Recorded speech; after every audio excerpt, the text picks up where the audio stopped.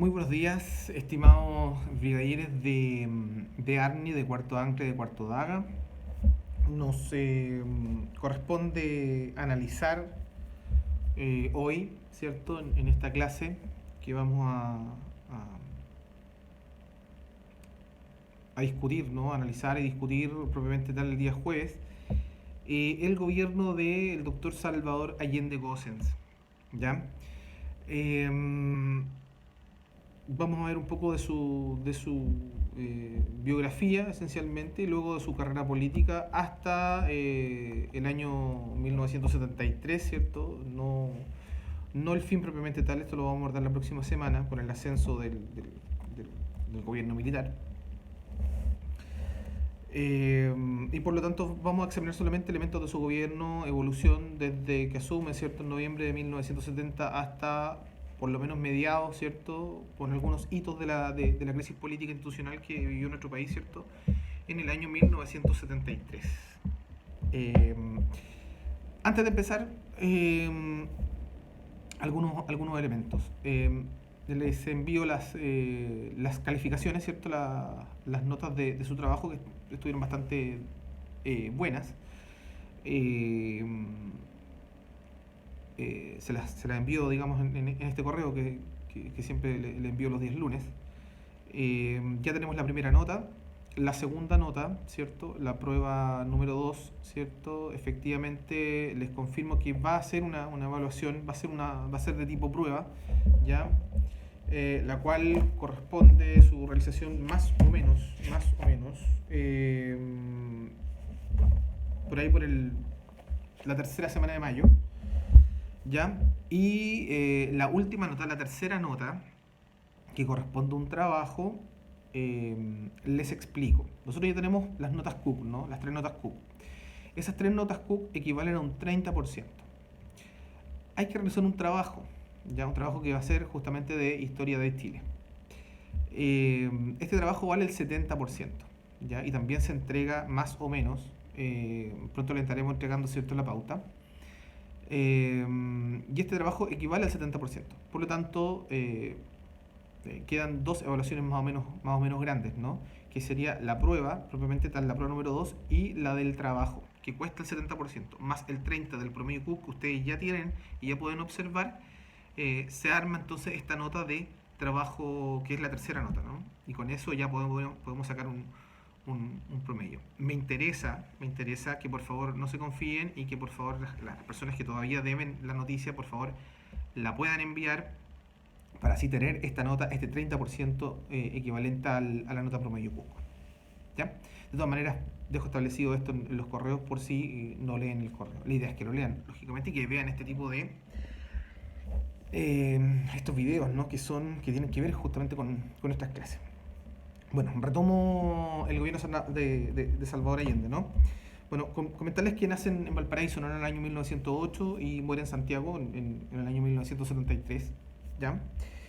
Su papá fue abogado, ¿cierto? Un abogado del Partido Radical, y su mamá era un inmigrante, ¿no?, hija de inmigrantes belgas, ¿ya? Él estudia medicina, ¿cierto?, médico cirujano de la Universidad de Chile. Integra el Partido Socialista ya en los años 30, ¿no?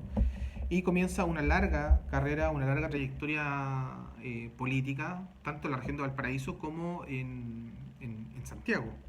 De hecho, fue ministro de Salubridad de Pedro Aguirre Cerda, ya fue generalísimo su campaña, por cierto. Salvador Allende tiene raíces radicales, ya por su padre, ¿cierto? Pero finalmente termina integrando el Partido Socialista de Chile, que fue creado, ¿cierto?, en los años 30.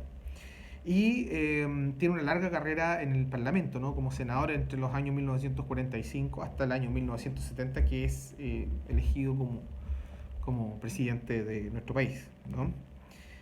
Hay que decir que en esta evolución política él fue 3 veces candidato a la presidencia, ¿no? En el año 1952, 1958 y 1964, ¿ya? Y hay que sostener que cada vez logró tener mayor, digamos, cantidad de sufragios, de votos, ¿cierto? hasta que fue elegido en el año 1970 con el 36,6%, ¿cierto?, de los votos, y establecía la Constitución que era el Congreso justamente el que debía elegir entre las principales mayorías, ¿no? Las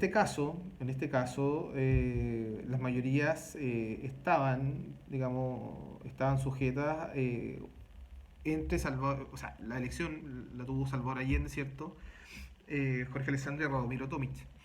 Radomiro Tomic, que pertenecía a la democracia cristiana, ya, y finalmente Allende era apoyado por una coalición llamada la Unidad Popular que concentraba partidos preferentemente de izquierda, ¿no? El Partido Comunista, el Partido Radical, el Partido Socialista, ¿cierto? El MAPU, ¿cierto? El PADENA, ¿ya? Y el API, el MAPU, el Movimiento de Acción Popular Unitaria, ¿cierto? El PADENA, el Partido Democrático Nacional, y el API, ¿cierto? Acción Popular Independiente, ¿ya? El Congreso tenía que determinar entre las dos grandes mayorías, en este caso que era Allende por la Unidad Popular y Alessandri, ¿cierto?, por la derecha, ¿cierto?, por el Partido Nacional, quien había obtenido un 34,9% de los votos, ¿no? Y Tomic de la Democracia Cristiana, que había obtenido el 27,9%. Entonces aquí, finalmente, ¿quién ganaba la elección? El que mejor negociara con la Democracia Cristiana. Pudo haber sido Alessandri, pudo haber sido Allende. Finalmente fue la Democracia Cristiana quien le entrega, ¿cierto?, su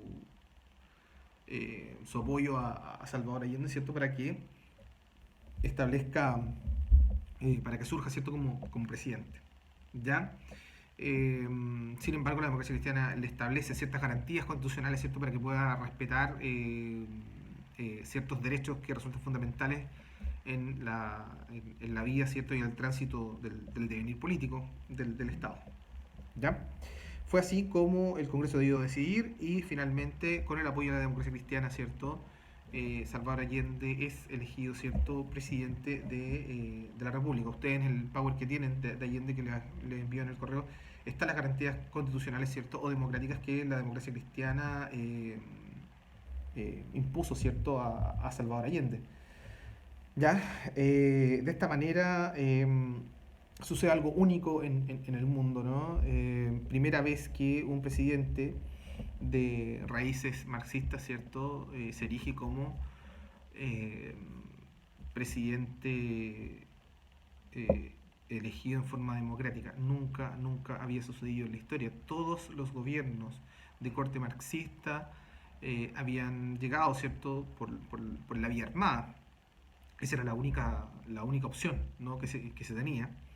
Sin embargo, esta fue una especie de elección mundial, ¿no? Fue un caso único, atípico en el mundo, ¿no? Estados Unidos, que promueve siempre, ustedes tienen que pensar en este contexto de Guerra Fría, ¿no? Estados Unidos promoviendo la democracia, el capitalismo, mientras que la Unión Soviética promoviendo el comunismo y el socialismo, ¿no? Hay una especie de una mezcla media rara, ¿no? Hasta Fidel Castro en algún momento cuestionó y no le vio mucho futuro a este gobierno, casi como una verdadera predicción, ¿no? Bueno, de hecho así fue, ¿ya? Esto fue una especie de verano breve, veranito San Juan, ¿no? Muy extraño, ¿no? Una construcción del Estado socialista a través de la vía democrática y constitucional. La verdad de las cosas es que hay que decir que si el país ya se había semipolarizado con la Guerra Fría, la intensidad fue subiendo aún más, digamos, en el gobierno, sobre todo con el gobierno de Frey, ¿no?, que tenía que tener ciertos tintes que no los tenía, ¿no?, por cierto, pero con Allende la dicotomía social se quebró absolutamente, ya, se quebró absolutamente. Eh, Era imposible mantener una paz, hubiera salido Alessandri, hubiera salido Allende, ¿cierto?, con gobiernos que representaran un color, ¿no?, o una postura frente a esta Guerra Fría, frente a esta lucha ideológica, ¿no?, que representaba a Estados Unidos y la Unión Soviética. Ambos estados, ¿no?, interviniendo siempre para poder contrarrestar el poder de una u otra parte. ¿Ya? Eh, el gobierno de Allende, bueno, es considerado como una especie de vía de socialismo a la chilena, ¿no? O sea, tratar de construir en el fondo un socialismo que fuera lo más real posible dentro de las posibilidades que el país y que su riqueza también tenía. Por lo tanto, el plan de gobierno pasó por los siguientes elementos. El primero fue la estatización, ¿cierto?, de la economía, por lo menos de los elementos para asegurar una calidad básica de, de vida de los chilenos, ¿cierto? La nacionalización del cobre, que o sea, dicho sea de paso, fue la gran iniciativa, que fue la única en realidad que fue apoyada, digamos, por todos los sectores políticos. La aceleración de la reforma agraria, que sí costó bastantes, costó vidas, costó conflictos, ¿cierto? El congelamiento de los precios de los alimentos básicos, que fue algo que obviamente los sectores populares agradecieron, pero que terminó, ¿cierto?, con la inflación. Eh, la modificación de la Constitución y un Congreso unicameral que no pasó, ¿ya? Que no sucedió, ¿ya? Y el aumento del salario de los trabajadores y funcionarios públicos, ¿ya? Hay que decir y sostener de que hay dos momentos en este gobierno de Allende, ¿cierto? Desde su ascenso en el año 70 y el año 1971, por lo menos hasta en este periodo, ¿no? En este periodo de un año y algo, un año y fracción, hay un momento de relativa calma, de relativa paz en el país, ¿ya? Por lo tanto, así lo vamos a vivir, ¿no? Desde su inicio, desde su ascenso hasta el año 71, hasta fines del 71. Y luego el momento de crisis y decadencia, ¿cierto? Que lo tenemos en el año 1972 y 1973 con el fin, digamos, abrupto ya por parte de las Fuerzas Armadas en septiembre de ese mismo año. Vamos a analizar algunos de los puntos, ¿no? Bueno, respecto a la estatización de la economía, hay que decir que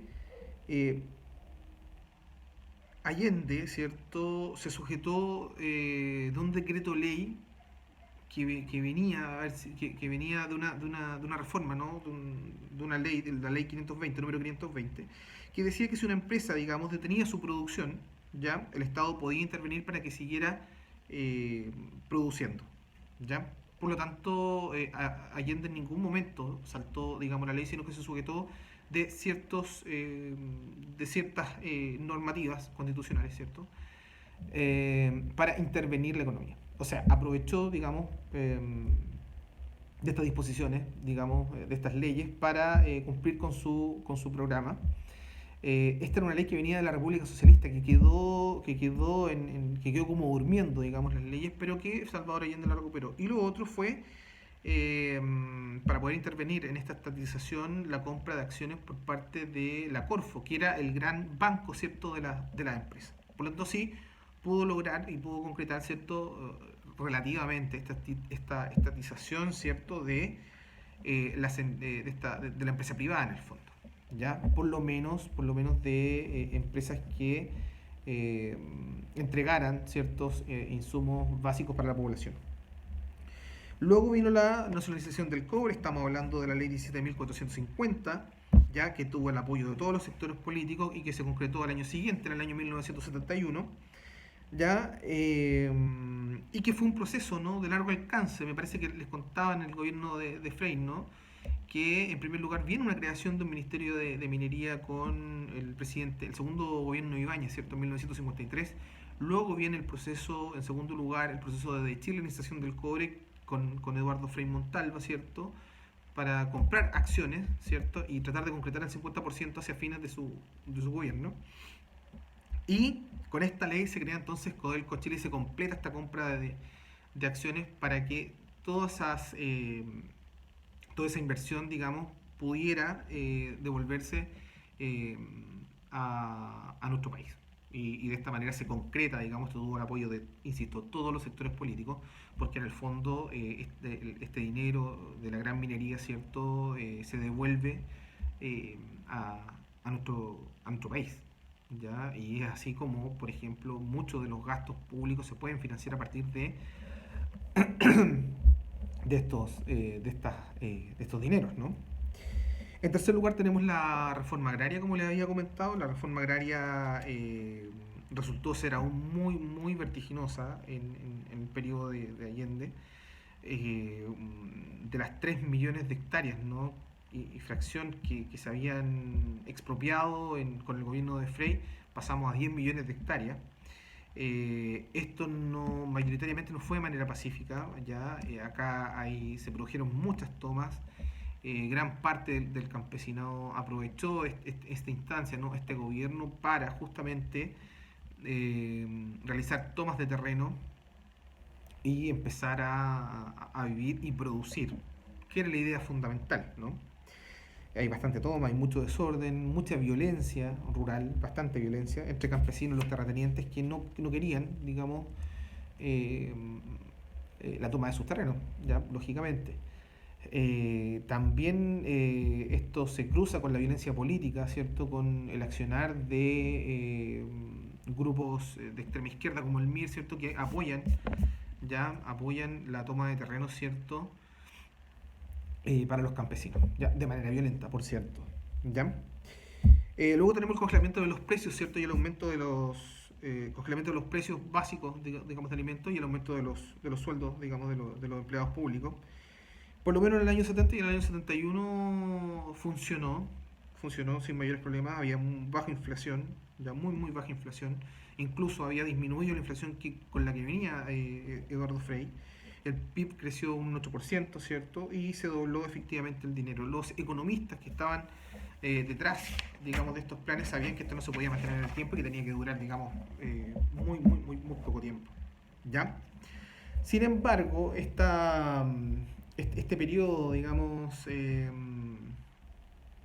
este periodo de luz que tuvo el gobierno de Allende también va a tener un periodo de sombra y va a terminar, digamos, abruptamente. Vamos a pasar ahora a la crisis y el fin justamente que está en los años 1972 y 1973.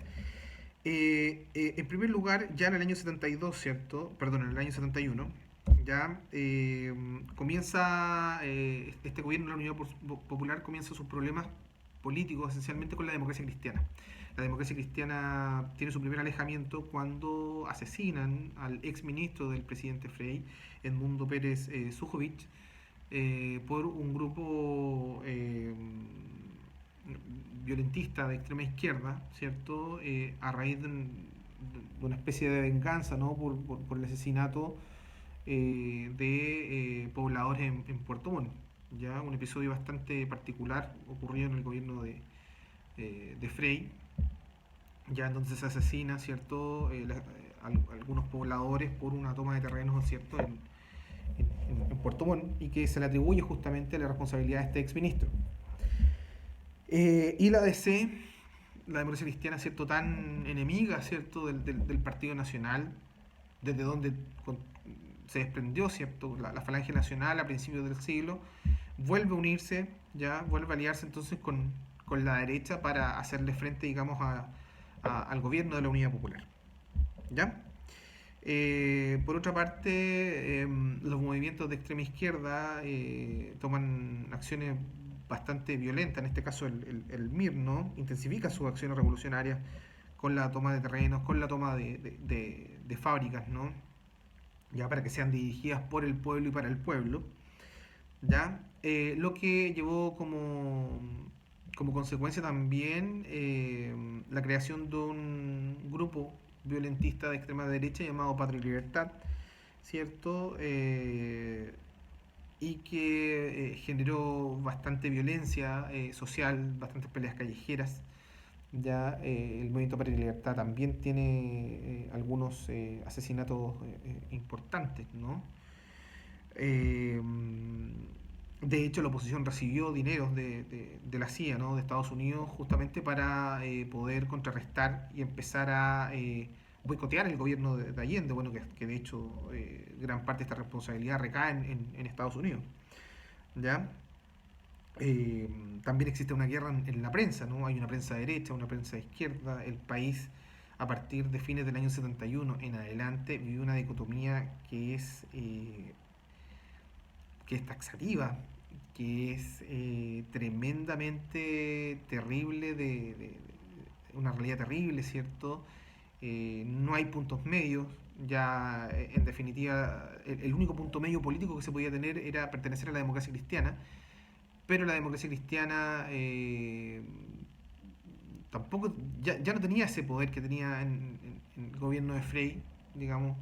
Piensen ustedes que apoya en un momento la ascensión de Allende al poder, luego, bueno, no están de acuerdo con Allende, entonces se van a la derecha, entonces ya no hay un punto medio, se acaban los puntos medios, uno pertenece a un color o pertenece a otro color. Y comienza también la famosa la crisis económica, ¿cierto? Que pareciera ser la gran justificación del fin del gobierno de Salvador Allende. ¿Ya? En lo económico, la crisis, bueno, se refleja por lo menos en el aumento, ¿cierto?, de la remuneración a los trabajadores públicos, ¿ya? En la expansión de los subsidios de las empresas públicas, que le cuesta bastante dinero al Estado, ¿cierto? Y también comienza un deterioro de la recaudación tributaria, ¿ya? Al no existir, digamos, una verdadera responsabilidad y compromiso, ¿cierto?, con el Estado, muchas empresas dejan de tributar al Estado y el Estado empieza, no comienza, digamos, no recibe finalmente estos tributos. ¿Qué tuvo como consecuencia esto? Bueno, el aumento principalmente del dinero circulante, ¿no? Pasó de 173% en el 72 a un 413% en el año 1973. ¿Ya? La inflación aumentó drásticamente en un 225% en el año 1972 a un 606% en el año 1973. ¿Ya? Comienza a aumentar la deuda externa porque de alguna manera había que financiar el país, no existían el financiamiento, digamos, no existía, digamos, una base monetaria para esto. Entonces, aumenta a 253 millones de dólares, ya la deuda externa, algo elevadísimo para la fecha, ¿no? Y comienza la escasez de productos, ¿cierto? Y una crisis adquisitiva total que genera, promueve, ¿cierto?, el surgimiento del famoso mercado negro. Bien. Por lo tanto, el gobierno crea la famosa JAP, ¿no?, que es la Junta de Abastecimiento y Precios, ¿no? Se entrega, estas juntas entregan, ¿cierto?, cierta mercadería a las familias con verdaderas necesidades, ¿ya? Y que además el gobierno, bueno, tuvo que negociar con estados de orden comunista para traer productos, ¿cierto?, de consumo básico y entregar a la población, ¿no? Esto además se vio grabado por un paro de los camioneros, ¿no?, en octubre del año 1972, ya que también tuvo el apoyo de la CIA, de Estados Unidos, ¿cierto? Lo cual estaba agrandando esta crisis, ¿cierto? Porque si hay un paro de camiones no hay abastecimiento en el país, ustedes comprenderán que hasta el día de hoy esto es así, ¿ya? Y este paro, ya finalmente los camioneros se detuvo cuando Allende decide nombrar a los principales, digamos, a los comandantes en jefe de las Fuerzas Armadas en su gabinete, ¿no? En este caso, este gabinete, ¿no?, militar lo podemos encontrar entre octubre de 1972 y marzo de 1973.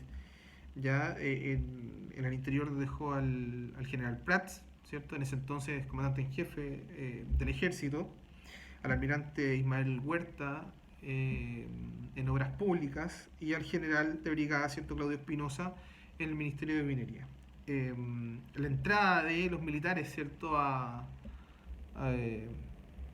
al gobierno detuvo los paros y de alguna manera frenó en parte, ¿ya?, la tensión que existía en nuestro país, ¿no? Obviamente la aprobación de Allende bajó de un 64,1% en el año 72 a un 40,8% en el año 73. Ya, a pesar de todo, gran parte de la masa popular constituida, ¿cierto?, por el pueblo de Chile lo seguía apoyando en forma irrestricta. ¿Ya? Finalmente, analizar algunos hitos, ¿no?